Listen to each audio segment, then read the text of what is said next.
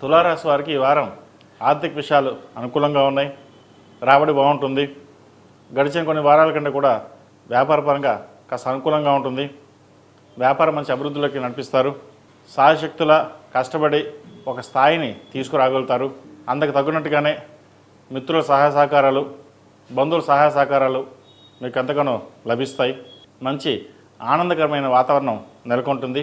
రాశ్యాధిపతి అష్టమాధిపతి అయిన శుక్రుడు లాభస్థానంలో బలంగానే ఉన్నారు. భాగ్యస్థానాధిపతి గురువు, తృతీయ షష్ఠమాధిపతి అయిన గురువు భాగ్యంలో ఉన్నారు. కెరియర్ పరంగా కూడా చాలా అనుకూలంగానే ఉంటుంది. ఉద్యోగరీత్యా స్థానచలనం ఏర్పడుతుంది. మంచి ఉద్యోగం వచ్చే అవకాశం కూడా వీరికి గోచరిస్తుంది. ముఖ్యంగా సాఫ్ట్వేర్ రంగం వారికి, ఆర్టిఫిషియల్ ఇంటెలిజెన్స్ వారికి, గ్రాఫిక్ డిజైనింగ్ వారికి, కాస్మెటిక్స్, బ్యూటీషియన్స్, డెంటిస్టులకి, స్కిన్ డాక్టర్స్కి వీరికి అనుకూలంగా ఉంటుంది. భూ సంబంధించిన వ్యాపారాలు కూడా వీరికి అనుకూలిస్తాయి. మంచి లాభాల వాటిలో ముందుకు సాగుతారు. కష్టే ఫలినట్టుగా మీ కష్టానికి తగిన ప్రతిఫలం ఈ వారం లభిస్తుంది. కుటుంబ సంబంధించిన వ్యవహారాలు సానుకూలంగా ఉన్నాయి. వివాహాలు శుభకార్యాలు ఘనంగా నిర్వర్తించాలని ప్రయత్నాలు చేస్తారు. మంచి సంబంధం కుదురుతుంది. సంతాన అభివృద్ధి కూడా చక్కగా ఉంటుంది. వారు మంచి స్థానంలోకి ఎదగడం కూడా ఇది మంచి అవకాశం చెప్పచ్చు. అదేవిధంగా స్థిరాస్తి సంబంధించిన వ్యవహారాలు కాస్త చికాకు పెడతాయి. చిన్న చిన్న డిస్టర్బెన్స్ ఏర్పడుతుంది. అయినా సరే మీరే విజయం సాధిస్తారు. మీకు రావాల్సిన బెనిఫిట్స్ కావచ్చు, స్థిరాస్తులకు సంబంధించిన ల్యాండ్ కానివ్వండి, ఏదైనా సరే మీకు వచ్చే అవకాశం గోచరిస్తుంది. వాటి ధర విలువ పెరగడం మీ ఉన్నతికి ఒక మెట్టు అని చెప్పచ్చు. కాబట్టి గడిచిన కొన్ని వారాలు ఎంత డిస్టర్బెన్సీ ఉన్నా కూడా ప్రస్తుతం నడుస్తున్న వారం చాలా అనుకూలంగానే ఉంటుంది. చెప్పుకోదగ్గ స్థాయిలో ఇబ్బందులు ఏమి ఏర్పడవు. ఆరోగ్యరీత్యా కూడా చక్కగానే ఉంటుంది. అన్ని సహకరిస్తాయి కూడా.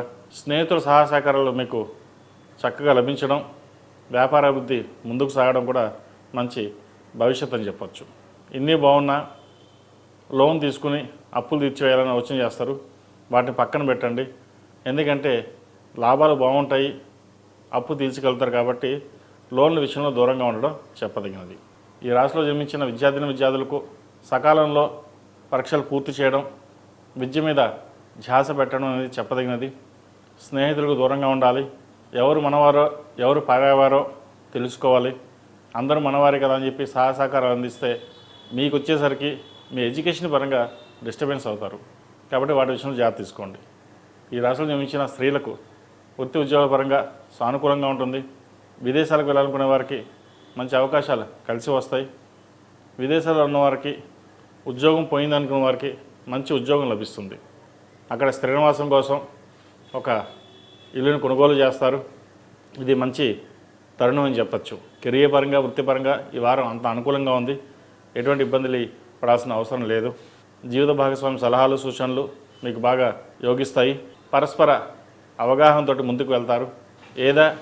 ఏదైనా చిన్న చిన్న డిస్టర్బెన్స్ ఉంటే అవి ఈ వారం సమస్యపై విధంగా గోచరిస్తుంది.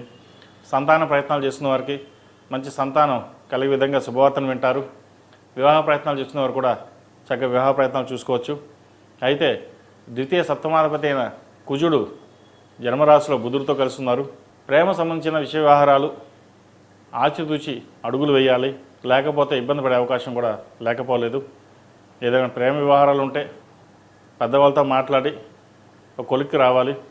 సొంత నిర్ణయాలు వీరికి పనికిరాదు.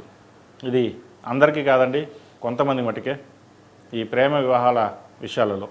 ఈ రాశివారు ప్రతిరోజు ప్రతినిత్యం ఓం నమో నారాయణ ఒత్తులతో దీపారాధన చేయడం, కరంగులి మాల మెడలో వేసుకోవడం చెప్పదగిన సూచన. సినీ కళా రంగాల వారు ఎవరైతే ఉన్నారో వారికి ఈ వారం చాలా అనుకూలంగా ఉంది. రాష్ట్రాధిపతి అష్టమాధిపతి అయిన శుక్రుడు ఏకాదశిలో ఉన్నారు. మంచి కాలం నడుస్తోంది. కష్టపడండి, మంచి ఫలితాలు ఉంటాయి వీరికి. అదేవిధంగా రాజకీయ నాయకులకి పేరు ప్రఖ్యాతలు లభిస్తాయి. ఒక స్థానాన్ని సంపాదించుకోవడం కోసం మీరు చేసే ప్రయత్నాలు అవి ఫలించే విధంగా గోచరిస్తుంది. కోర్టు సంబంధించిన వ్యవహారాలు సానుకూలపడతాయి. ఈ రాశిలో జన్మించిన వారికి కలిసి వచ్చే సంఖ్య 7, కలిసి వచ్చే రంగు గ్రే. ఏదైనా పని మీద బయటకు వెళ్ళేప్పుడు శుక్రవారం కానీ మంగళవారం కానీ వెళ్ళండి. మంచి ఫలితాలు సంప్రాప్తి.